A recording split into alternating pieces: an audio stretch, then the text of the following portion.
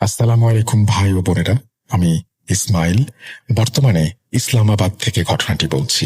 গত 11 বছর ধরে আমি অস্ট্রেলিয়ার সিডনি শহরে আছি। তার আগে 3 বছর ইউকেতে ছিলাম। তারপর এখানে চলে আসি, কারণ আমার স্টুডেন্ট ভিসা ছিল। বিদেশে নতুন জীবন, কাজ খোঁজা খুবই কঠিন ছিল, বিশেষ করে স্টুডেন্ট ভিসা নিয়ে। প্রথম 2 বছর আমাকে প্রচুর সংগ্রাম করতে হয়েছে। 6 বছর ধরে অদৃশ্য কিছু শক্তি, বিভিন্ন জাদু টোনা কিংবা জিনপরির ব্যাপারে ব্যক্তিগত অভিজ্ঞতা হয়েছে আমার। এমন অবস্থায় আমি অস্ট্রেলিয়াতে থাকতে থাকতে এসব বিষয়ে নিজের মতো করে গবেষণা করতে শুরু করি। একসময় আল্লাহর রহমতে নিজের একটা ছোট ব্যবসা গড়ে তুলি, কর্পোরেট গাড়ি ভাড়া দেয়ার। আমার ব্যবসা ও জীবনের ঘটনা। আমার কর্পোরেট গাড়ি ভাড়ার ব্যবসায় বিভিন্ন গুরুত্বপূর্ণ ক্লায়েন্ট ছিলেন। মন্ত্রী বা বিশেষ অতিথিদের জন্য লাক্সারি গাড়ির ব্যবস্থা ছিল। কখনো কখনো গাড়ি 1 সপ্তাহ বা 2 সপ্তাহের জন্য বুক করা হতো। ব্যবসার শুরুতে অনেক কাঠখড় পোড়াতে হয়েছে। নিজে নিজে কোম্পানি রেজিস্টার করেছি, ব্যবসার প্রসার বাড়াতে চেষ্টা করেছি। ধীরে ধীরে আল্লাহর রহমতে ব্যবসা জমে ওঠে, আর এই বিজনেসে আরো কিছু গাড়ি যোগ করতে সক্ষম হই। একসময় নিজের জীবনযাপনও একটু পরিবর্তিত হয়। নতুন গাড়ি কেনা, নতুন মোবাইল নেয়া কিংবা ছোট বড় জিনিস কেনা, এই সব কিছুই বন্ধুদের সাথে শেয়ার করতাম, ছবি দিতাম সোশ্যাল মিডিয়ায়। ভ্রমণ আমার খুব পছন্দের। প্রতি সপ্তাহে কোথাও না কোথাও ঘুরতে যেতাম, বন্ধুদের সঙ্গে আনন্দ করতাম। মা অনেকবার বলেছেন, স্মাইল, এত বেশি শো অফ করা ঠিক না, এতে অনেকের নজরে পড়ে যেতে পারো। কিন্তু তখন আমার এসব কথা শোনার সময় ছিল না। 2015 সালে জীবন অনেকটাই স্থিতিশীল হয়ে গিয়েছিল। পাকিস্তানে গিয়ে নতুন একটা গাড়ি কিনে ফেললাম, যদিও আগে থেকেই একটা গাড়ি ছিল। মা তখনও বলেছিলেন এত তাড়াহুড়া না করতে। উনি বললেন যে যখন বাড়িতে আগে থেকেই গাড়ি আছে, তখন নতুন গাড়ি কেনার দরকারটা কি। কিন্তু আমি চাইতাম আমার পরিবারের মধ্যে আমার কাছে সবচেয়ে ভালো গাড়ি থাকুক। ওই সময় আমি 2-3টা বিয়েতে গেস্ট হিসেবেও গিয়েছিলাম। সেখানে আমি বেশ পরিচিত হয়ে উঠেছিলাম। সবাই ধরেই নিয়েছিল আমার কাছে অনেক টাকা আছে আর দামি জিনিসপত্রও আছে। তাই আমি অনেকেরই নজরে পড়ে গিয়েছিলাম। এমনকি যাদের সঙ্গে আগে কখনো কথা হয়নি, তারাও আমাকে ডাকতে শুরু করলেন। তখন থেকেই আমি এঙ্গেজ ছিলাম। আমার মামার মেয়ের সঙ্গে এঙ্গেজমেন্ট হয়ে গিয়েছিল। তারা একটা কোয়ার্টারে থাকতেন, কিন্তু এঙ্গেজমেন্টের খবর থাকা সত্ত্বেও কিছু আত্মীয় স্বজন এসেছিলেন তাদের মেয়ের বিয়ের প্রস্তাব নিয়ে। তারা আম্মিকে বললেন, আমরা আমাদের মেয়ের জন্য প্রস্তাব দিতে এসেছি। আমি বললেন, ইসমাইলও তো আগে এঙ্গেজমেন্ট হয়ে গেছে ওর মামার মেয়ের সঙ্গে, তাদের সম্পর্কও ঠিক আছে। তারপরও কিভাবে এটা জানার পরেও আপনারা প্রস্তাব নিয়ে এলেন? তারা বলতো, এঙ্গেজমেন্ট তো ভাঙাও যেতে পারে। এটা শুনে আমারও অদ্ভুত লাগলো। কয়েকদিন পর আমি আবারও অস্ট্রেলিয়ায় ফিরলাম আর আমার কাজে যোগ দিলাম। দেশে ফেরার 12 থেকে 14 দিন পর একদিন সকালে স্বাভাবিকভাবে কাজে বের হলাম আর অফিসে চলে গেলাম। অফিসে গিয়েই কাজ শুরু হয়ে গেল। আমার বাসা সিডনি শহর থেকে 30 থেকে 40 মিনিটের ড্রাইভ ছিল। অফিস থেকে বের হয়ে ফিরছিলাম, পথে হঠাৎ গাড়ি কোনো কিছুর ওপর উঠে গেল। সঙ্গে সঙ্গে টায়ার ফাটার শব্দ পেলাম। আমি চিন্তায় পড়ে গেলাম, কিছুই বুঝতে পারছিলাম না। রাস্তায় কিছু ছিল না, আর আমি খুব সতর্কতার সাথে গাড়ি চালাচ্ছিলাম। যেখানে দাঁড়িয়েছিলাম সেখানেই গাড়ি থামালাম। নেমে দেখি বাম পাশের 2টা টায়ারই ফেটে গেছে। আমার কাছে একটা টায়ার ছিল আর একটা ছিল না। তাই রাস্তার পাশে দাঁড়িয়েই সাইট অ্যাসিস্ট্যান্টকে ফোন করলাম। সে এসে আমার গাড়ি লোড করলো। আমি এবার নিজে একটা উবার বুক করলাম। বাসায় ফিরলাম। বাসায় এসে মোবাইলটা দেখলাম, কিছুক্ষণ পর ঘুমিয়ে পড়লাম। এটাই সেই রাত যেখান থেকে ঘটনার শুরু। বুঝতেও পারিনি আমার সাথে কি হচ্ছে। রাত 3টার দিকে ঘুম ভেঙে গেল। কেউ আমার বুকে আঘাত করলো। প্রচন্ড ব্যথা আর হৃদস্পন্দন খুব দ্রুত হচ্ছিল। চমকে উঠে দেখি শরীর ঘামে ভিজে গেছে, হাত পা ঠান্ডা হয়ে গিয়েছিল, শরীরে প্রবল ব্যথা, সম্পূর্ণ বাহু ও চোয়ালে ব্যথা। আমি চিৎকার করে উঠলাম। আমি বন্ধুদের সঙ্গে থাকতাম। পাশের রুমের বন্ধু দৌড়ে এসে আমার অবস্থা দেখে সঙ্গে সঙ্গে আমাকে গাড়িতে তুলে নিয়ে হাসপাতালে চলে গেল। নার্স আমার আঙুলে একটা মেশিন লাগালো, যা ব্লাড প্রেশার দেখার যন্ত্র। এটাকে বলে অক্সিমিটার। অক্সিমিটার লাগিয়ে আমার হার্টবিট দেখলো যে 320-এর ওপরে। তখনই জরুরি বাটন চেপে ব্লু কোড ডাকা হলো, কারণ আমার অবস্থা খুবই সংকটাপন্ন। তখনই আমাকে আইসিইউতে নিয়ে যাওয়া হলো, আমাকে ওষুধ প্রদান করা হলো। আমি কিছু বুঝে উঠতে পারছিলাম না আমার সাথে কি হচ্ছে। সব টেস্ট হলো, রিপোর্ট একদম স্বাভাবিক, আমি সম্পূর্ণ সুস্থ। ডাক্তাররা অবাক, কিভাবে এটা সম্ভব? হার্টবিট এত দ্রুত, বুকের ব্যথা, কিন্তু কিছু ধরা পড়ছে না কেন? যাই হোক, সুস্থ হয়ে বাড়ি ফিরে এলাম, কাজে ফিরে গেলাম। 2-3 দিন কেটে গেল, আবারও একই ঘটনা ঘটল। আবারও হাসপাতালে যেতে হলো। সিচুয়েশন আবার আগের মতোই। পরীক্ষা করলো ডাক্তার, সব ক্লিয়ার। এখন এটা একদম রুটিন হয়ে গেছে। প্রায় 3 দিন পর পর আমার এই হার্ট অ্যাটাক হয়। আমি একদম মৃত্যুর মুখে চলে যাই। হাসপাতালে যাই, টেস্ট করাই, কিন্তু সব রিপোর্ট নর্মাল আসে। ডাক্তাররা কিছুই বুঝে উঠতে পারছিল না সমস্যা কোথায়। অনেক বন্ধু আমাকে বলেছিল, তোমাকে দেশ ছাড়তে হবে, পাকিস্তানে যেতে হবে। এখানে ডাক্তাররা কেবল টেস্টের ওপর নির্ভর করে, ওখানকার ডাক্তাররা অনেক ভালো। আমি পাকিস্তানে ফিরে এলাম। আমার বাড়ির সবাই আমাকে একটা হসপিটালে ভর্তি করলো। আমার সব ধরনের টেস্ট করা হলো। তখন আমার অবস্থা এমন ছিল যে দিনে 2-3 বার আমার অ্যাটাক হতো। আমি সব সময় যন্ত্রণায় থাকতাম, একদম শান্তি পেতাম না। তখন হাসপাতালের স্টাফরা আমাকে ঘুমের ওষুধ দিত। আমি ঘুমিয়ে থাকতাম, আর চোখ খুললেই আবার যন্ত্রণায় ভুগতাম। শ্বাস নিতে কষ্ট হতো, কাঁধে ভারী ওজন অনুভব করতাম। মনে হতো কেউ যেন কাঁধে একটা চাপ দিচ্ছে, আর শ্বাস নেওয়া খুব কঠিন হয়ে যেত। আমার অবস্থা দিন দিন খারাপ হচ্ছিল, কিন্তু রিপোর্টগুলো নর্মাল। ঠিক তখনই মামা আমার অবস্থা দেখে আমার মাকে বললেন, আভা, এটা হয়তো বা জাদু বা নজর হতে পারে। আমার পরিবার ও আমি এসব বিষয়ে কখনো বিশ্বাস রাখতাম না। জাদু টোনা, ভূত প্রেত এসব আমাদের কাছে অবাস্তব ছিল। মানুষ বলে ওর উপর জাদু হয়েছে, এগুলো সাধারণত বলা কথাই ভাবতাম, কিন্তু আমরা কখনো বিশ্বাস করতাম না। মামা বললেন, মনে হয় অন্য কিছু আছে, ওকে স্পিরিচুয়াল হিলারের কাছে নিয়ে যাওয়া উচিত, কারণ এত টেস্ট করেও কিছু ধরা পড়ছে না। মামারা একজন পরিচিত কারি সাহেবকে চিনতেন, ভালো মানুষ। তারা ধনী কেউ ছিলেন না। ওনাকে ডেকে আনা হলো। তিনি এসে আমাকে দেখলেন। তিনি দোয়া দুরুদ পড়তে শুরু করলেন। পড়া চলার সময় মনে হচ্ছিল আমার হার্ট ধুকপুক করছে, মাথা থেকে যেন আগুন নেমে আসছে পা পর্যন্ত। কিন্তু কিছুক্ষণ পড়া চলার পর আমার মাথায় বোঝা হালকা হয়ে গেল, শরীরের ওজন কমে গেল, শ্বাস স্বাভাবিক হলো, ব্যথা সম্পূর্ণ চলে গেল। তখন আমিও বাসার সবাই বুঝতে পারলাম, সত্যি আমার সাথে কিছু একটা হয়েছে। এটা ছিল এক ধরনের স্পিরিচুয়াল সমস্যা। এরপর কারি সাহেব নিয়মিত দোয়া দুরুদ পড়তে লাগলেন, আর আমি সম্পূর্ণ ভালো হয়ে গেলাম। এরপর অস্ট্রেলিয়া ফেরার সময় চলে এলো। আমি প্যাকিং করলাম, সবকিছু গুছিয়ে নিলাম। সন্ধ্যায় মামার বাসায় চলে গেলাম, যেন সেখান থেকে সরাসরি এয়ারপোর্টে যেতে পারি। হঠাৎ বসে থাকতে থাকতে আবার অ্যাটাক শুরু হলো, আগের চেয়ে অনেক খারাপ। সেই অ্যাটাকে এমন ব্যথা শুরু হলো, শ্বাস নিতে পারছিলাম না। সবাই দ্রুত আমাকে হাসপাতালে নিয়ে গেল। অনেক কষ্টে সেখানে পৌঁছালাম। আমাকে অক্সিজেন আর সিপিআর দেয়া হয়। কিছুক্ষণ পর আমি জ্ঞান ফিরে পাই। তারা সব পরীক্ষা করে, হাসপাতালে রেখে দেয়। রিপোর্ট আবারও ঠিকঠাক আসে। কয়েকদিন সুস্থ থাকি, কিন্তু যখন আবার অস্ট্রেলিয়া যাওয়ার জন্য বের হলাম, ঠিক তখনই একই সমস্যা শুরু হয়। আবার আগের অবস্থায় ফিরে যাই। আমার সাথে এভাবে 3 বার হলো।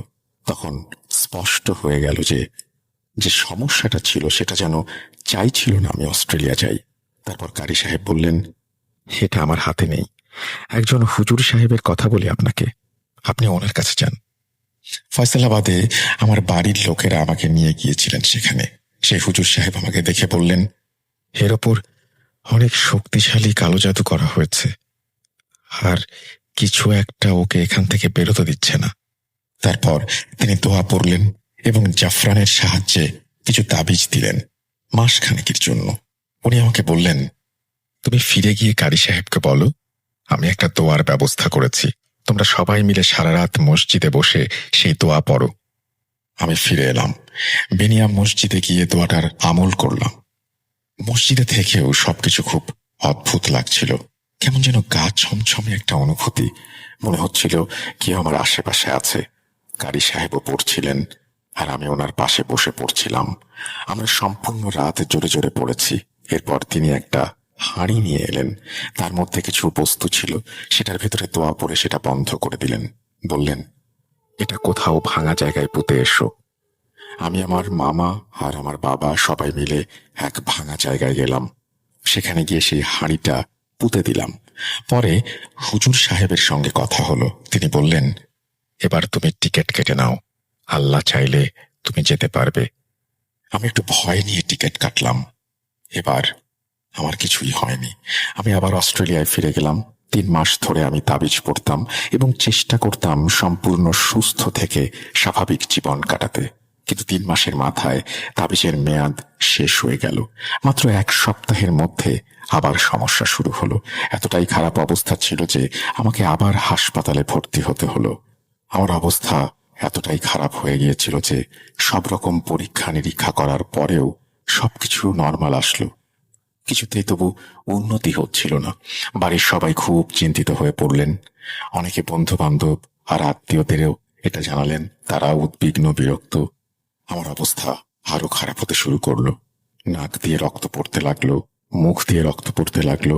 আমার ওজন কমতে শুরু করলো, শরীরও দুর্বল হয়ে গেল। আমি আগে বেশ ভালোই ছিলাম, কিন্তু তখন কোনো কাজে মন বসতো না, কিছুই করতে পারতাম না। ধীরে ধীরে সব কাজ বন্ধ হয়ে গেল। সমস্ত কন্ট্রাক্ট শেষ হতে থাকলো। বাঁচার জন্য আমাকে গাড়ি বিক্রি করতে হলো। একে একে সব গাড়ি বিক্রি হয়ে গেল। আমার অবস্থা খারাপ থেকে আরো খারাপের দিকে গেল। টাকা ফুরিয়ে গেল, ব্যবসাও থেমে গেল। তখন অনেকেই বলল, অস্ট্রেলিয়ায় কিছু শ্রীলঙ্কান আছে যারা নুরানি চিকিৎসা করেন, তুমি তাদের কাছে যাও। আমি তাদের কাছে গেলাম। তারা আমাকে চিকিৎসা করলো এবং কিছু সময়ের জন্য ভালো লাগলো আমার। যেমনটা আমি আগেই বলেছিলাম, আমি ভ্রমণ করতে খুব ভালোবাসি। তখন শরীর খারাপ ছিল, তাই আমার বন্ধুরা বলল, আমরা কোথাও যাই। সিডনির কাছেই 1 ঘন্টার ড্রাইভে একটা জায়গা আছে, নাম কিয়ামা। এটা একটা ছোট শহর, সিডনি থেকে প্রায় 40 কিলোমিটার দূরে। সেখানে অনেক গাছপালা, ঘন বন, আর অনেক সময় রাস্তাগুলো একদম ফাঁকা থাকে। আমরা বিকেলে প্রায় 5টা থেকে 5:30টার মধ্যে বের হলাম।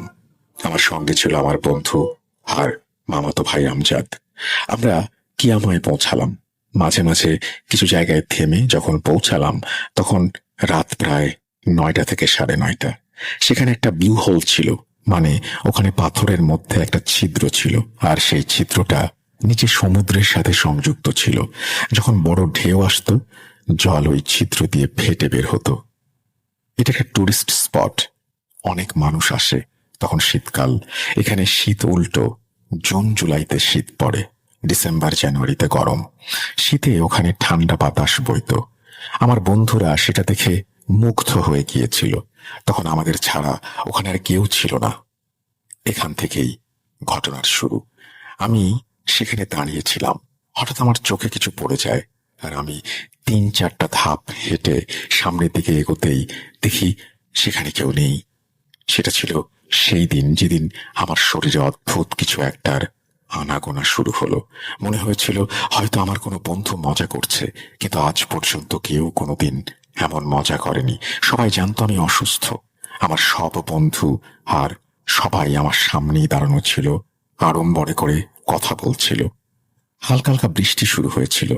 আমি তাদের দিকে তাকালাম, আমার পেছনের দিকেও তাকালাম। অবাক হয়ে গেলাম।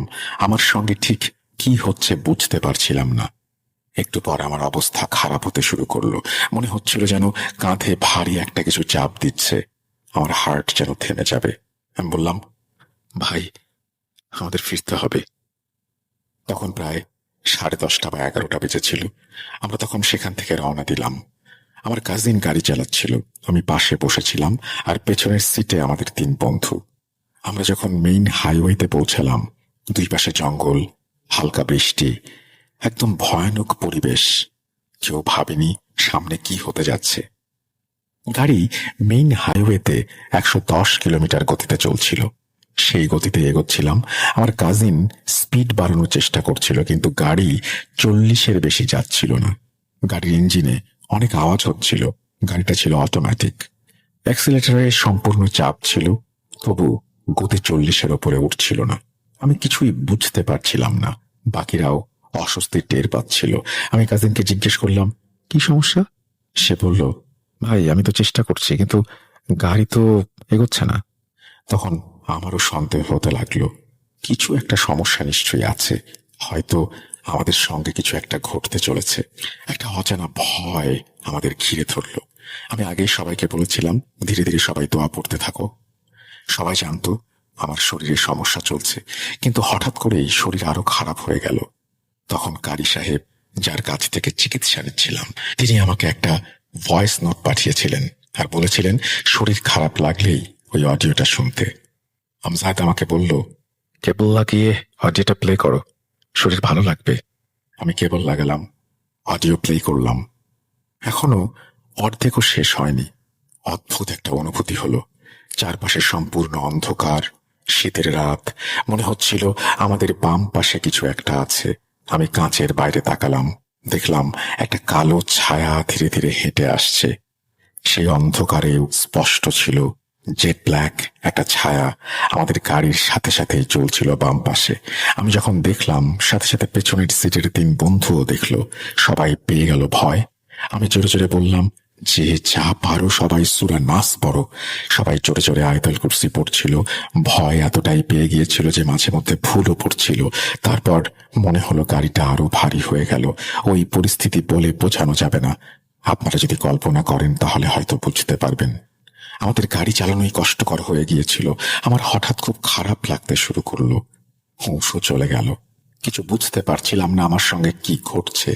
পরে আমজাদ আর বাকি বন্ধুদের বর্ণনায় গাড়ির ভেতর যেন কিছু একটা ঢুকে পড়েছিল, আর আমি যেন ঠিকভাবে নিজেকে সামলাতে পারছিলাম না। মনে হচ্ছিল আমার মধ্যে অদ্ভুত এক শক্তি এসে ভর করেছে, যার ফলে আমি নিজেকে আর নিয়ন্ত্রণ করতে পারছি না। ঘন জঙ্গল, ভয়ঙ্কর রাস্তা, দূরে দূরে কোনো মানুষের বসতি নেই, কোথাও গাড়ির চিহ্নও নেই। আর ওরা সবাই চেষ্টা করছিল আমাকে আগের অবস্থায় ফেরানোর জন্য।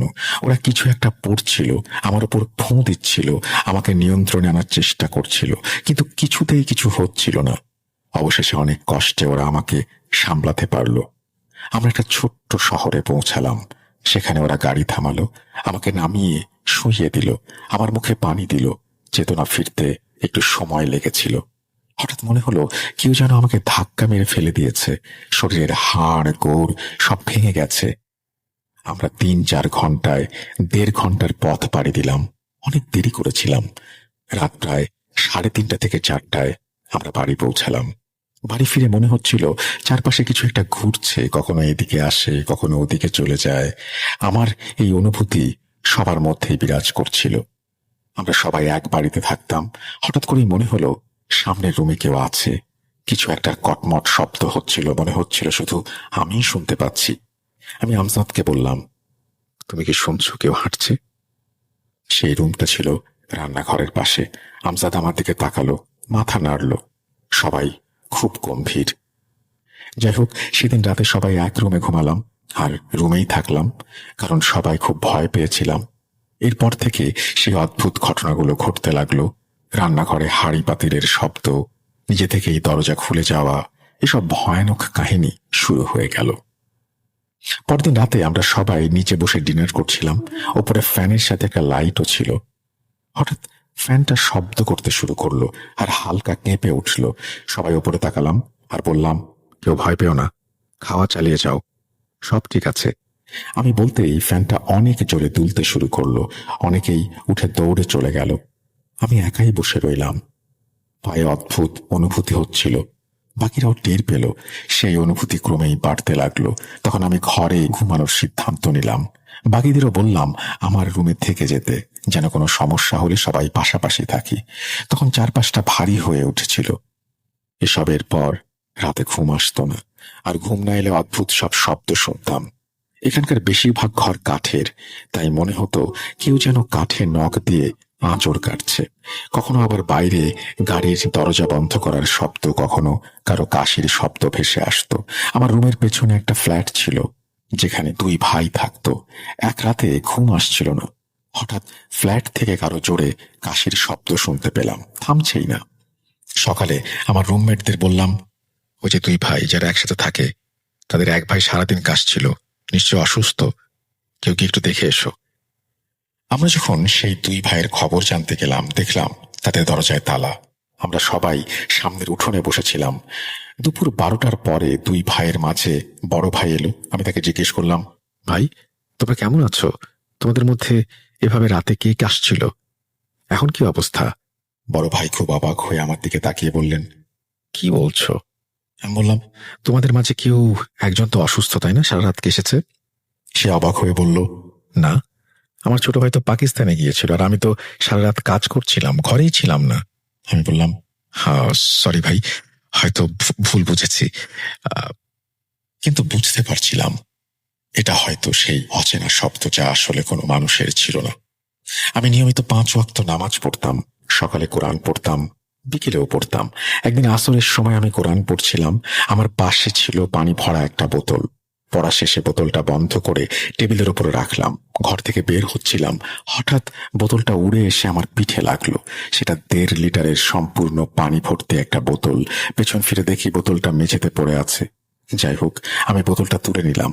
আল্লাহ, তিনি আমাকে এতটা সাহস দিয়েছিলেন যে আমি ভয় পাইনি। জানতাম আমার আশেপাশে কিছু একটা হচ্ছে। আমি শুধু নিজের সঙ্গে কথা বলতাম। তখনও বলছিলাম, কেন বিরক্ত করছো? কি হয়েছে? আমি কি করেছি? কেন আমাকে এভাবে কষ্ট দিচ্ছ? এটা আমার পানি, এটা নষ্ট করো না। এরপর বোতলটা আবার টেবিলেই রেখে দিলাম। সেই রাতে বাথরুমে যাওয়ার সময় দরজায় দোয়া পড়ছিলাম। বাথরুম থেকে বের হয়ে দরজা বন্ধ করলাম। ঘরের দিকে যেতে দেখি বাথরুমের দরজা নিজে থেকেই খুলে গেল।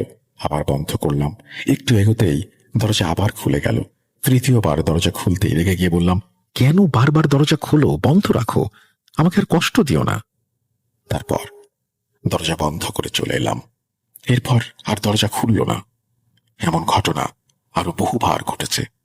আমি আর পারছিলাম না ভেবে বেঁচে থাকতে। তাই পাকিস্তানে নিজের বাড়িতে যোগাযোগ করি। করাচির কাজমি সাহেব ছিলেন খুবই বয়স্ক। তার সঙ্গে যোগাযোগ করলাম, সব ঘটনা বললাম।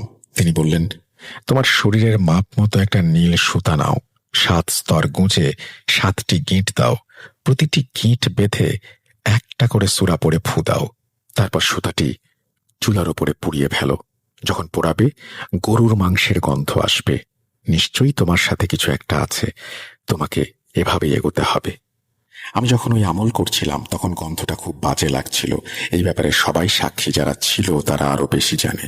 আমি যখন ওই ওয়াজিফা করছিলাম তখন বাড়িতে একজন ছেলের সঙ্গে ছিলাম। বাড়িতে আল্লাহর 99 নামের একটা ফ্রেম টাঙানো ছিল। আমি ওয়াজিফা করার সময় মনে হচ্ছিল বাড়ির মধ্যে যেন কিছু একটা ঘুরছে, ওখান থেকে এখানে কিছু ফেলে দিচ্ছে। মানে সম্পূর্ণ বাড়ি যেন অস্থির, কিন্তু কিছুই দেখতে পাইনি। যাই হোক, আমার ওয়াজিফা শেষ করলাম। এরপর আমার উপর এইসব ঘটনা যেন আরো বাড়তে শুরু করলো। কিছুদিন পর পর আমি পজেসড হয়ে যেতাম। মনে হতো কিছু একটা আমার ভেতরে ঢুকে যাচ্ছে। তখন কেউ আমাকে নিয়ন্ত্রণ করতে পারত না। এরপর এক ভদ্রলোক ছিলেন, হুজুর ওয়ানি সাহেব। সম্পূর্ণ পাকিস্তান কমিউনিটিতে তাকে সবাই চিনতেন। একদিন এক আননোন নাম্বার থেকে ফোন এলো। সে বলল, বাবা, শুনেছি তুমি এমন অবস্থায় আছো। আমি একজনকে চিনি, সে লেবানিজ, চিকিৎসা করে। তার মাধ্যমে একজন ছেলে ভালো হয়েছে। একটা মেয়ে 8 বছর ধরে অসুস্থ ছিল, সেও চিকিৎসায় সুস্থ হয়ে উঠেছে। আমি তখন সেই লেবানিজ চিকিৎসকের কাছে আমার বন্ধুদের সাথে এবং ওয়ানি সাহেবের সাথে গিয়েছিলাম। লোকটা যখন আয়াত শুরু করলো, আপনি বিশ্বাস করবেন না, আমি নিজেই বুঝতে পারছিলাম না আমার ভেতর কি হচ্ছে। কারণ তার আয়াত পড়ার সময় আমার শরীরের ভেতরে মনে হয় এক অদ্ভুত কিছু ঢুকে গিয়েছিল। আর ওই দিন হুজুর সাহেব আর অন্যরা বলল, তারা যে জিনিসটা দেখেছে সেটা ছিল নাকা বন্ধ। এমন কিছু তারা আগে কখনো দেখেনি। সবাই আমাকে সামলানোর চেষ্টা করছিল। লোকটার যেখানে বসার জায়গা ছিল তার সামনে আমি উন্মাদের মতো আচরণ করছিলাম, আর সব জিনিস তুলে এখানে ওখানে ছুঁড়ে মারছিলাম। ওই সব জিনিস তুলতে আমার ভেতরে শক্তি ছিল না। আমার ওজন তখন মাত্র 40 কেজি। আমি একেবারে শুকিয়ে গিয়েছিলাম, তবুও ভেতর থেকে এত শক্তি পাচ্ছিলাম যা দিয়ে সব জিনিস এদিক ওদিক ছুঁড়ে ফেলা যায়। তারপর সবাই মিলে আমাকে ধরে ফেলে মাটিতে শুইয়ে দিল। আমার শার্টের ভেতর থেকে পেটটা কাঁপছিল। তখন যিনি পড়া দিচ্ছিলেন তিনি আমার শার্ট তুলতেই দেখতে পেলেন আমার শরীরের ভেতর যেন একটা কিছু ছুটে বেড়াচ্ছে এদিকে ওদিকে। সবাই ততক্ষণে স্তব্ধ হয়ে রইলেন। ওয়ানি সাহেব বললেন, জীবনে প্রথম এমন কিছু দেখলাম। লেবানিজ লোকটাও ভয়ে কাঁপছিল। আমার অবস্থা দেখে সে নিজেই আয়াত পড়া বন্ধ করে দেয়। তারপর আমার মুখে পানি ছিটিয়ে দিলে আমি হুঁশ হারিয়ে ফেলি। যখন একটু সুস্থ হই দেখি শরীর যেন ভেঙে পড়েছে, মনে হচ্ছিল কেউ যেন শরীরটা চুরমার করে দিয়েছে। তখন সেই লোকটা বলল, জীবনে এমন ভয়ঙ্কর কিছু দেখিনি, এটা খুবই বিপজ্জনক, হয়তো মেরে ফেলবে, জীবিত রাখবে না। তাই এটা সাধারণত কোনো স্বাভাবিক বিষয় নয়, কারো সামনে খোলাসা করারও নয়। যাই হোক, লোকটা এটাও মানা করে দেয় যে আমি যেন তার কাছে না যাই। এখানে সৌদির মানুষ ছিল, আমি তাদের কাছে যেতাম, তারা রুকাইয়া করত, আমি যোগ দিতাম, তারা মাঝে মাঝে লাঠি মারত। আর যখন আমি উঠতাম মনে হতো হাড় ভেঙে গেছে, পায়ের দাগ থাকতো, যেগুলো মারার কারণে হতো। অনেক চেষ্টা করেছিল, কিছু হয়নি, ভালো হতে পারিনি। যখন একটু সুস্থ হতাম বন্ধুরা ডেকে নিত। আমার সব গাড়ি বিক্রি হয়ে গিয়েছিল, কাজ বন্ধ হয়ে গিয়েছিল। মাঝে মাঝে শুধু 2-1 দিন কাজ করতাম টিকে থাকার জন্য। পাকিস্তানে যেতে চাইতাম না, কারণ পড়াশোনা করছিলাম এবং ডিগ্রি শেষ না হওয়া পর্যন্ত থাকতে চেয়েছিলাম। আমি বুঝতে পেরেছিলাম, আমি যখন বলতো শো অফ ভালো না, তখন আমি বুঝিনি। আমি যখন সোশ্যাল মিডিয়া থেকে একেবারে বিচ্ছিন্ন হয়ে গিয়েছি, নিয়মিত 5 ওয়াক্ত নামাজ পড়ছি, সবকিছু ঠিকঠাক করছি, তখনই এক বন্ধু বারবিকিউতে ডাকলো। সেখানে মিউচুয়াল ফ্রেন্ডের মাধ্যমে বাংলাদেশে এক মেয়ের সঙ্গে পরিচিত হলাম। মেয়েটি আমার অবস্থা দেখে চিন্তিত হয়ে পড়ল। সে কাতার এয়ারওয়েজে কাজ করত। পরে বাংলাদেশে ফিরে গিয়ে সে তার খালার সাথে আমার বিষয়ে কথা বলল, জানালো আমার সাহায্য দরকার। এর মাঝে আমি পাকিস্তানে গিয়েছিলাম। এমন কোনো শহর নেই যেখানে যাইনি চিকিৎসার জন্য। মুলতান, লাহোর, করাচি, কোয়েটা, সব জায়গায় গেছি, তবুও ঠিক হয়নি। সেই সময় আমার এঙ্গেজমেন্টটাও ভেঙে গিয়েছিল, কারণ মেয়ে বলল এমন অসুস্থ মানুষের সঙ্গে আমি জীবন কাটাবো কিভাবে। যাই হোক, বাংলাদেশি মেয়েটা তার খালার সঙ্গে কথা বলে। এরপরে ওনারা এক লোকের কাছে যায়। আমাকেও আম্মুর পারমিশন নিয়ে সেই লোকের কাছে নিয়ে যায়। ওখানে গিয়ে আমি লোকটাকে সবকিছু খুলে বলি। তখন লোকটা আমার সবকিছু শুনে 30 মিনিটের মতো একটা রুমে গিয়ে নামাজ আদায় করে বললেন আমার উপর নাকি মিশরীয় জাদু লেগেছে। এই জাদু এখন খুব কম লোকই জানে। উনি আরো জানালেন এর সাথে হাজার হাজার জিন এসে জমা হয়, যা এক মুহূর্তের জন্য ফুঁসফুঁস ছাড়ে না। আর এই কারণেই আমার এই অবস্থা। কিন্তু লোকটা এটাও বলল আমি যেহেতু নামাজ পড়ি আর কোরআনের আমল করি, সেই কারণেও আমি আজও বেঁচে আছি। নামাজের নিয়ম ঠিকমতো না মানলে অনেক আগেই আমি মারা যেতাম। এই অভ্যাসই আমাকে টিকিয়ে রেখেছে। এরপর উনি জানালেন আমার চিকিৎসা উনিই করবেন, এবং তিনি আমার চিকিৎসা শুরু করলেন। তিনি আমার জন্য বিভিন্ন আয়াত পড়তেন, আমাকে বিভিন্ন আমল করতে বলতেন। একটা আমল ছিল খুবই ঝুঁকিপূর্ণ। আমলটা এমন ছিল যে 40 দিন ধরে প্রতিদিন জঙ্গলে যেতে হবে, একা গিয়ে সরিষার দানা হাতে রেখে কিছু পড়তে হবে। এরপর 9 বার নিজের শরীরে আঘাত করতে হবে এবং সেই জঙ্গলে সরিষা ফেলে আসতে হবে। পেছনে তাকানো যাবে না। সম্পূর্ণ আমল 40 দিন চালাতে হবে। প্রতিদিন ভিন্ন জায়গায় যেতে হবে, একই স্থানে না। আর অবশ্যই একা যেতে হবে। বাড়ি ফিরে এসে আমি ঠিক করলাম যে আমাদের বাড়ি থেকে একটু দূরে একটা জঙ্গল আছে, যাকে রয়্যাল ন্যাশনাল পার্ক বলে। আমি ওখানে যাব। শুরু হলো প্রথম দিন। যখন আমি সেখানে গেলাম পরিবেশটা ছিল খুবই ভীতিকর। চারপাশে ঘন অন্ধকার। আমি একা গাড়ির হেডলাইট জ্বালিয়ে রাস্তার পাশে গাড়ি থামালাম। তারপর নেমে জঙ্গলের ভেতরে গেলাম। লেবু হাতে নিয়ে 4 টুকরো করে তার নিচে সরিষার দানা রাখলাম। তারপর সেই হুজুরের কথা মতো সেই ওয়াজিফা পড়লাম। পড়া শেষ করে উঠতে যাব, হঠাৎ মনে হলো আমার পেছনে কেউ দৌড়াচ্ছে, যেন অনেক মানুষ আমাকে ধাওয়া করছে। ভয়ঙ্কর শব্দে কেউ আমার পিছু নিল। বুঝতে পারছিলাম না শব্দটা সামনে থেকে আসছে নাকি পাশ থেকে। আমার ঠিক পেছনেই কি পরিষ্কার হচ্ছিল না। হুজুরের কথা আমার মনে ছিল, যেভাবে বলা হয়েছে ঠিক সেভাবেই আমাকে সাহস রাখতে হবে, পেছনে তাকানো যাবে না, সেখান থেকে বেরিয়ে আসতে হবে। আমি কোনো মতে দৌড়ে গাড়িতে উঠে বসলাম। নিজের সাথে লড়াই করছিলাম। গাড়ি নিয়ে দ্রুত চলে এলাম। আমাকে 40 দিন এভাবে আমল করতে হবে বলেছিলেন উনি, অথচ একদিনেই আমি ভয়ে অস্থির। ফিরে গিয়ে ওনাদের বললাম আমার সঙ্গে এমন ঘটনা ঘটেছে। ওনারা জানালেন এটা তো হবেই, এই সমস্যা থেকে মুক্তি পেতে হলে সহ্য করতে হবে। এরপর সাহস সঞ্চয় করে আমি আবার আমল শুরু করলাম। প্রতিদিনই অদ্ভুত অদ্ভুত কিছু ঘটত। প্রায় 20 দিন পেরিয়ে গেছে। একদিন আমল সেরে বাড়ি ফেরার পথে দেখি গাড়ির টায়ার পাংচার হয়ে গেছে। সামনের দিকটা একদম নিচে বসে গেছে। জঙ্গলের পরিবেশ এবং সেখানে টায়ার বদলানোর সাহস হলো না। পেছন থেকে অজানা অদ্ভুত আওয়াজ আসছিল। বাধ্য হয়ে গাড়ির মধ্যে বসে পাংচার টায়ারটাই আমি টেনে নিয়ে গেলাম। পরে কোনো এক পেট্রোল পাম্পে গিয়ে দেখি টায়ারের অবস্থা একদম খারাপ। তারপর ওখানে গিয়ে আমি টায়ার বদলালাম। এভাবেই দিনগুলো কাটতে লাগলো, আর ধীরে ধীরে সেই অদ্ভুত শব্দ আসা কমে গেল। আমার উপর থেকে বোঝা কমতে লাগলো। ধীরে ধীরে সবকিছু কেটে যেতে লাগলো। 2015 থেকে 2021 পর্যন্ত সময়টা এভাবেই কেটেছে। কখনো পজিটিভ ছিলাম, কখনো নেগেটিভ। সবকিছু একা একাই অনুভব করেছি। এর মাঝে একদিন ভোরে 2 দিন টানা কাজ করার পরে আমি গাড়িতে উঠলাম। তখন হঠাৎ গাড়ির মিররে দেখলাম পেছনে এক অদ্ভুত ভয়ঙ্কর মুখ, লম্বা কালো চুল, হিম শীতল চাহনি। আমি আচমকা পেছনে ফিরে তাকালাম, কিন্তু সেখানে কিছুই দেখতে পেলাম না। তাই আবার ফিরে এসে ঘরে ঢুকে ওয়াজিফা পড়া শুরু করলাম। এরপর আমি সেই লোকটিকে জানালাম আমি আর কাজ করতে পারবো না, কারণ শরীর ভালো নেই। এইভাবে মাঝপথে অনেক কিছু ঘটেছে যেগুলো আমি বলিনি। 6 বছরের একটা সময় ছিল। এই 6 বছরে অনেক কিছু হয়েছে আমার সাথে, কিন্তু সেই 40 দিনের আমল আমি সম্পূর্ণ করি আর আল্লাহর রহমতে সুস্থ হয়ে যাই। আপনাকে একটা ছোট ঘটনা বললাম। ওখান থেকে আমার চিকিৎসা শুরু হয়েছিল, আর ধীরে ধীরে আমি সম্পূর্ণ সুস্থ হয়ে উঠেছিলাম। মাশাআল্লাহ, সেই বাংলাদেশি মেয়েটাই এখন আমার স্ত্রী। কঠিন সময়েও আমার পাশে ছিল। সেই কারণেই আমি ওকে প্রপোজ করি। তারপর 2021 সালে আমাদের বিয়ে হয়। আর এখন আমরা অস্ট্রেলিয়ায় থাকছি। আল্লাহর কাছে অশেষ কৃতজ্ঞতা। আজও যখন এসব স্মৃতি মনে করি, মাঝে মাঝে মনে হয় কেউ যেন আমাকে দেখছে। কিন্তু বাস্তবতা হলো মানুষই শ্রেষ্ঠ সৃষ্টি। সাহস রাখতে হয়। সবচেয়ে বড় কথা, আমি কখনো ভয় পাইনি, সাহস ধরে রেখেছি। আল্লাহ আমাকে অনেক শক্তি দিয়েছেন, তাই এই পরিস্থিতিগুলো পার হতে পেরেছি। যারা শুনছেন তাদের প্রতি আমার একটাই অনুরোধ, আমি সব বুঝতে সময় নিয়েছি, কিন্তু আপনারা দেরি করবেন না। নিজের জীবনের জন্য এগিয়ে যান সামনে।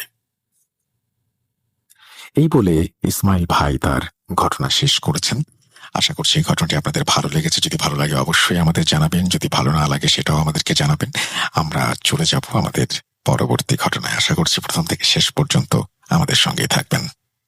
আমরা এমন কিছু ঘটনায় যাব যে ঘটনাগুলো হয়তো আপনারা আগে শুনেছেন, বা কখনোই শুননি, বা বারবার শুনতে চান। চলুন শুরু করা যাক।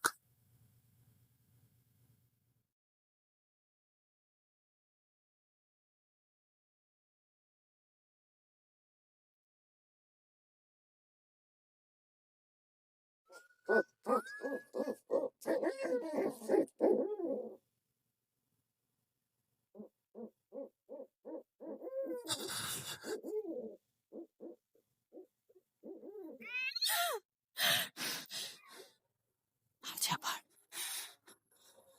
শুনতে পাচ্ছেন শব্দটা? আমার আয়নার ভিতরে রোজ এভাবেই আসে।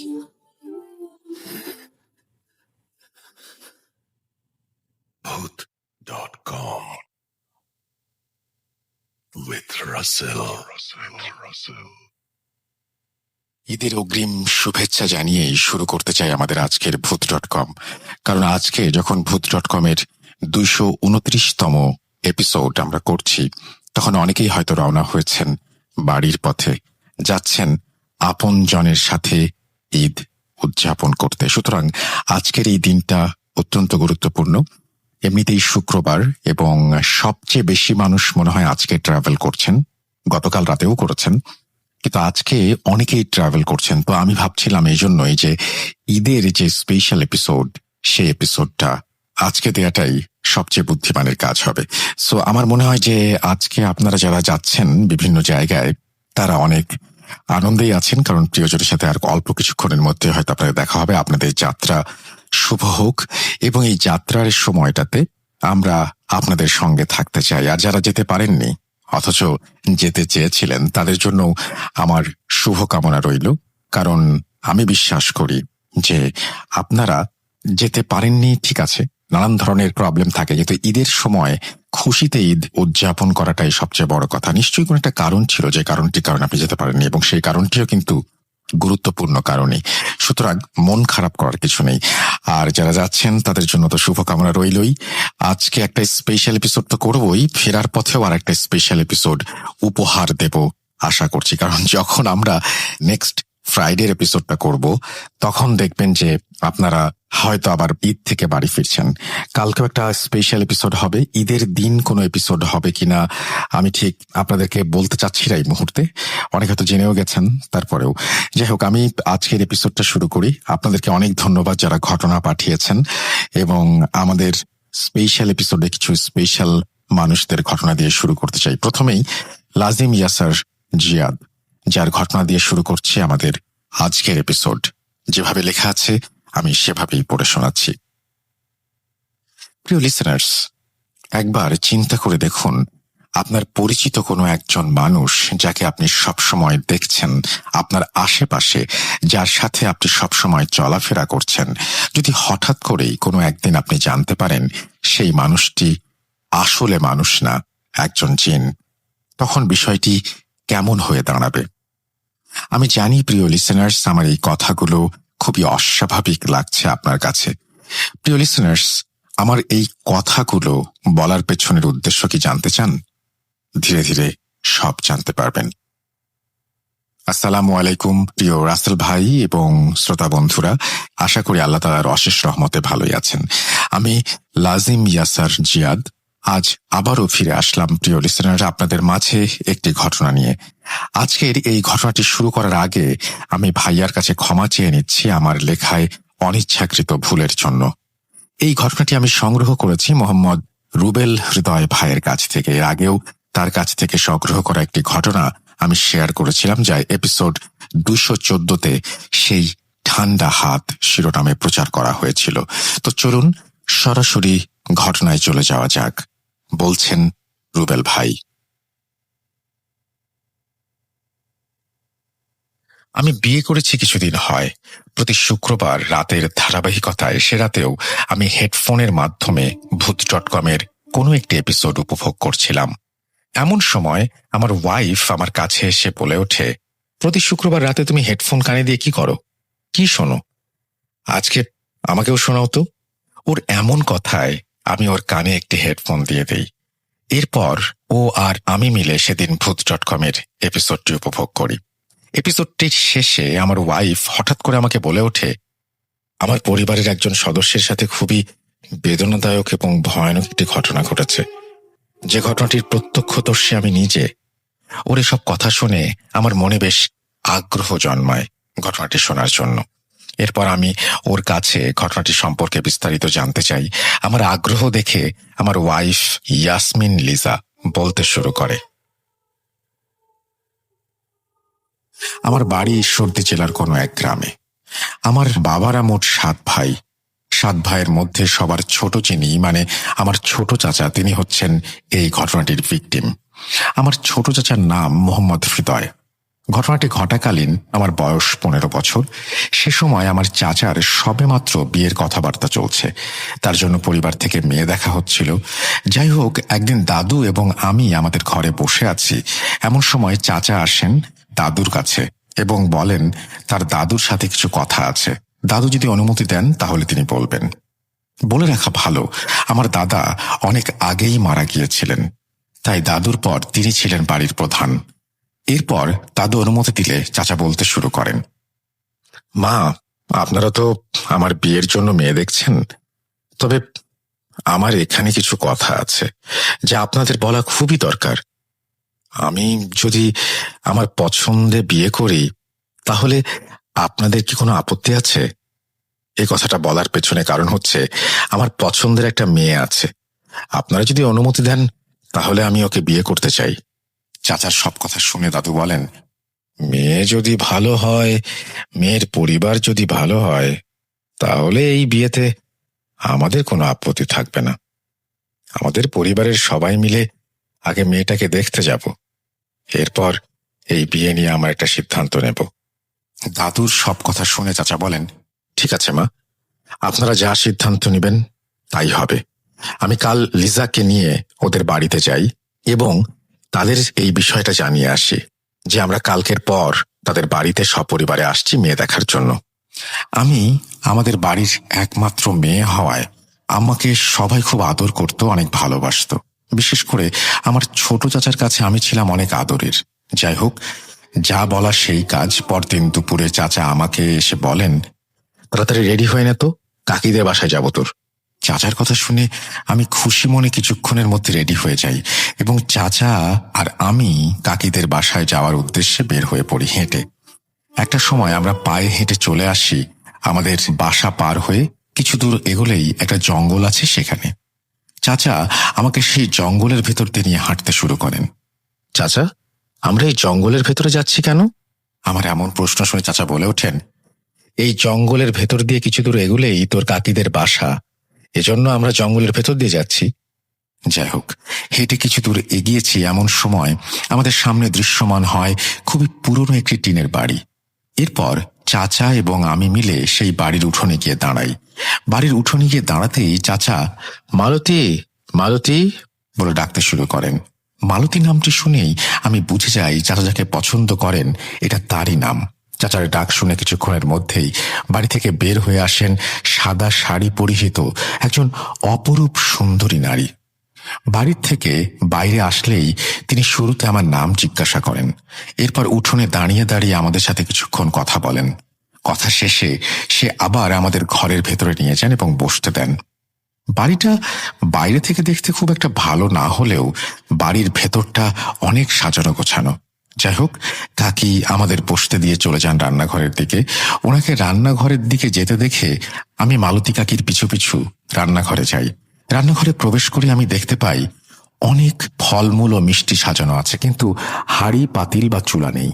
রান্নাঘরে কাকির সাথে আমি কিছুক্ষণ বিভিন্ন কথা বলি। কথা শেষ হলে আমি আবার চাচার কাছে এসে বসে পড়ি। এরপর কাকি রান্নাঘর থেকে আমাদের জন্য বিভিন্ন খাবার নিয়ে আসেন।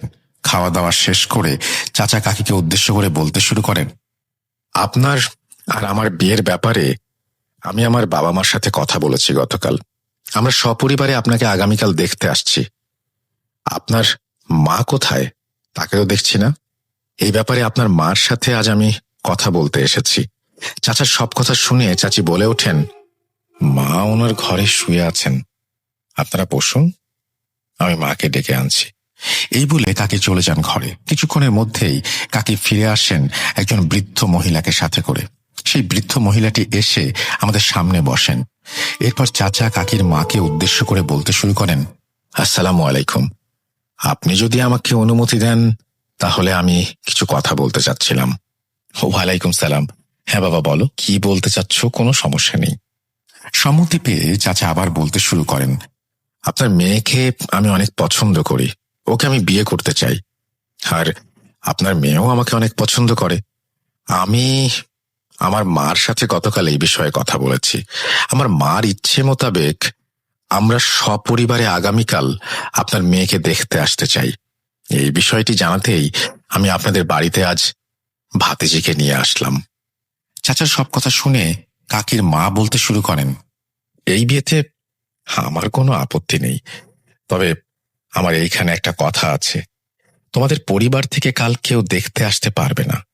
তুমি যদি আমার মেয়েকে বিয়ে করতে চাও তাহলে তুমি এখন যেমন একা এসেছো, এভাবেই একা এসে আমার মেয়েকে বিয়ে করে নিয়ে যেতে হবে। আর তোমার আর আমার মেয়ের বিয়ে পড়াবেন আমাদের পরিচিত একজন কাজী সাহেব। এছাড়া অন্য কেউ এই বিয়েতে উপস্থিত থাকতে পারবে না।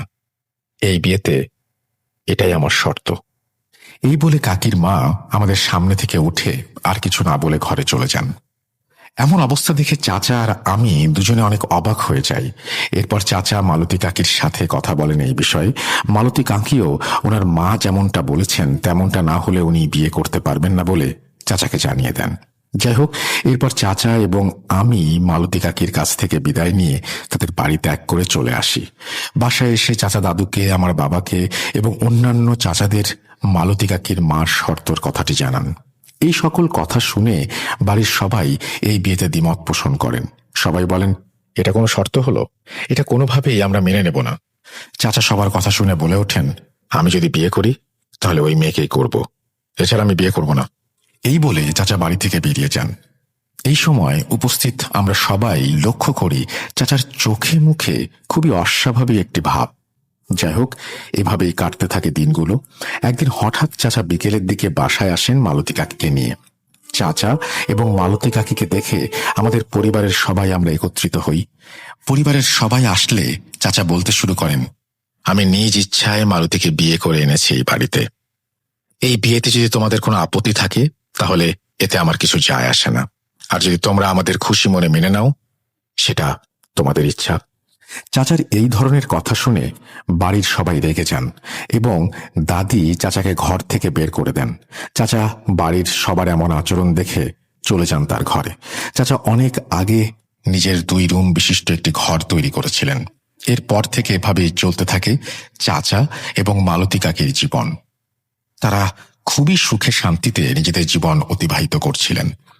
আমাদের পরিবারের বা বাড়ির কেউ চাচা এবং মালতী কাকির সাথে কথা বলতেন না, আর চাচা এবং মালতী কাকিও আমাদের বাড়ির কারোর সাথে কথা বলতেন না। ঘটনার শুরুতেই বলেছি চাচা আমাকে অনেক আদর করতেন, সেই সুবাদে মালতী কাকিও আমাকে অনেক আদর করতেন। কিছুদিনের মধ্যে মালতী কাকির সাথে আমার বেশ ভাব জমে যায়। এভাবেই অতিবাহিত হয়ে যায় একটি বছর। ছেলেটির নাম রাখা হয় আসিফ। চাচার ছেলে হওয়ার পরও আমাদের বাড়ি থেকে কেউ তাদের এই বিয়েটি মেনে নেন নাই। বাড়ির কেউ মেনে না নিলেও চাচা এবং কাকির এই বিষয়ে আক্ষেপ ছিল। যাই হোক, এই সমস্ত বিষয় ছাড়া তাদের জীবন সুখেই কাটছিল। সেদিন রাতেও আমি চাচাদের বাসায় চাচাদের বেডরুমের পাশের রুমে শুয়ে আছি। এমন সময় আমি শুনতে পাই চাচা তাদের বেডরুম থেকে চিৎকার করে কাকিকে উদ্দেশ্য করে বলছেন, আচ্ছা, একটা বিষয় আমি কোনোভাবেই বুঝতে পারছি না। বিয়ের পর থেকেই প্রতি শুক্রবার এশার নামাজের পরে কেন তুমি আমাকে 2 ঘন্টার জন্য ঘর থেকে বাইরে থাকতে বলো? এর পেছনে কারণ কি? সত্যটা বলো আমাকে। এই বিষয়ে তোমাকে জিজ্ঞেস করলে তুমি প্রতিবার বলো এই 2 ঘন্টা নামাজ পড়ো। আমি তোমার স্বামী, আমি থাকলে তো তোমার নামাজ পড়তে কোনো সমস্যা হওয়ার কথা না। আজকে আমাকে সত্যি কথা বলতে হবে। চাচারের সকল কথার উত্তরে কাকি বলে, আমার ইচ্ছে আমি তোমাকে এই 1-2 ঘন্টা আমার ঘরে রাখবো না, এটাই আমার ইচ্ছে। এর পেছনে কোনো কারণ নেই। আমার ইচ্ছার বিরুদ্ধে গিয়ে যদি তুমি ঘরে ঢোকো তাহলে তোমার আর তোমার ছেলের অনেক ক্ষতি হবে, আর যদি কোনো ক্ষতি হয় এর দায় ভার আমার না। এই বলে কাকি থেমে যান। এরপর চাচাদের রুম থেকে আর কোনো কথা শোনা যায় না। কাকির সব কথা শুনে আমি অনেক অবাক হই। এসব কি বলেন কাকি? আমি কোনো কিছুই বুঝতে পারি না। যাই হোক, এসব চিন্তা করতে করতে আমি ঘুমিয়ে যাই। পরদিন সকালে যথারীতি আমার ঘুম ভাঙে। ঘুম ভেঙে যেতে আমি চাচাদের রুমে যাই। চাচাদের রুমে গিয়ে আমি যা দেখতে পাই সেটা দেখে আমার পুরো শরীর নিস্তেজ হয়ে যায়। চাচাদের রুমে প্রবেশ করতে আমি দেখতে পাই চাচা এবং চাচাতো ভাই তাদের নিথর দেহ পড়ে আছে মেঝেতে। তাদের দুজনের মুখ থেকে রক্ত বেরিয়ে পুরো মেঝেতে ছড়িয়ে ছিটিয়ে আছে। এই সকল দৃশ্য দেখে আমি সাথে সাথে দৌড়ে আমাদের বাড়িতে গিয়ে সবাইকে ডেকে নিয়ে আসি। আমাদের বাড়ির সবাই এসে এসব দেখে কান্নায় ভেঙে পড়েন। আমাদের পুরো বাড়িতে ছেয়ে যায় শোকের ছায়া। এসব ঘটনার আকস্মিকতায় আমরা সকলেই ভুলেই গিয়েছিলাম মালতী কাকির কথা। এরপর সকলেই মিলে মালতী কাকিকে খোঁজাখুঁজি করতে শুরু করি, কিন্তু কোথাও পাওয়া যায় না। এমন অবস্থা দেখে আমি তখন সকলকেই চাচা এবং মালতী কাকির যে কথাগুলো গতকাল রাতে আমি শুনেছিলাম সে বিষয়ে জানাই। এ সকল কথা শুনে আমাদের পরিবারের কিছু মানুষ মিলে আমাকে নিয়ে মালতী কাকিদের বাড়িতে যাওয়ার উদ্দেশ্যে রওনা দেয়, কারণ আমি ছাড়া মালতী কাকিদের বাড়ির ঠিকানা আর কেউ জানত না। যাই হোক, এরপর আমি সবাইকে নিয়ে যাই মালতী কাকিদের বাড়ির ঠিকানায়। মালতী কাকিদের বাড়ির ঠিকানায় পৌঁছে উপস্থিত সবাই একটা বিষয় লক্ষ্য করে অবাক হয়ে যায়। সেখানে গিয়ে আমরা সবাই দেখতে পাই সেখানে ভাঙা চূর্ণ বিচূর্ণ একটি টিনের ঘর দাঁড়িয়ে আছে। দেখে মনে হচ্ছে বছরের পর বছর এখানে কারো আনাগোনা নেই। এসব বিষয় দেখে আমরা সবাই চলে আসি আমাদের বাড়িতে। এসব কি হলো? কেন হলো? কিভাবে হলো? কেন? কিছু আমি তখনও বুঝতে পারিনি। এরপর ওই দিন বিকেলে চাচা এবং তার ছেলেকে দাফন করা হয়। এসব ঘটনা ছড়িয়ে যায় আমাদের গ্রামে। সকলেই মালতী কাকির নামে মামলা করার কথা বলতে থাকে। আবার অনেকেই বলাবলি করতে থাকে মামলা করে কোনো লাভ হবে না, চাচা এবং চাচার ছেলেকে নাকি মেরেছে পিশাচিনী। এরপর আমাদের পরিবার থেকে এই ঘটনায় কেউ বাদী হয়ে মামলা করেনি, কারণ মালতী চাচির বাবার বাড়ির ঠিকানা কেউ জানত না, আর মালতী কাকিকে কোথাও পাওয়া যাচ্ছিল না। এমন অস্বাভাবিক একটি ঘটনা যার কোনো প্রকার কুল কিনারা কেউ করতে পারছে না। আমাদের পরিবারের সবাই এটুকু বুঝে গিয়েছিল যে ঘটনা যেটা ঘটে গেল সেটা কোনো স্বাভাবিক খুনের ঘটনা না, এতে বড় কোনো রহস্য লুকিয়ে আছে, কিন্তু কেউ এই রহস্যের খোলাসা করতে পারছে না। এই জন্য এই ঘটনার 4 দিনের মাথায় আমার দাদুর পরামর্শে আমার বাবা আমাদের এলাকার নাম করা একজন ভালো কবিরাজকে আমাদের বাড়িতে নিয়ে আসেন এবং একদম শুরু থেকে শেষ পর্যন্ত ঘটে যাওয়া সকল ঘটনা সেই কবিরাজকে বিস্তারিতভাবে বলেন। ওই দিন সকল ঘটনা শুনে তিনি পরের দিন এশার নামাজের পর আমাদের বাড়িতে আসবেন বলে সেদিনের মতো আমাদের বাড়ি ত্যাগ করেন। পরদিন যথারীতি কবিরাজ তার কথা মতো এশার নামাজের পর আমাদের বাড়িতে আসেন। বাড়িতে এসেই কবিরাজ আমার দাদুকে এবং সকলকে উদ্দেশ্য করে বলতে শুরু করেন, আপনার ছেলে যাকে বিয়ে করেছে এই বাড়িতে নিয়ে এসেছিল সে কোনো মানুষ ছিল না, সেই ছিল নরকের পিশাচিনী। এইসব পিশাচিনীদের কাজ হচ্ছে কোনো মানুষকে বিয়ে করা এবং বিয়ের পর তাদের সন্তান যখন হবে সেই সন্তানকে বলি দেওয়ার মাধ্যমে নিজের শক্তি বৃদ্ধি করা। এই পিশাচিনীকে সবসময় আপনার ছেলের সাথে মানুষের রূপে থাকতে হতো, কিন্তু এই পিশাচিনী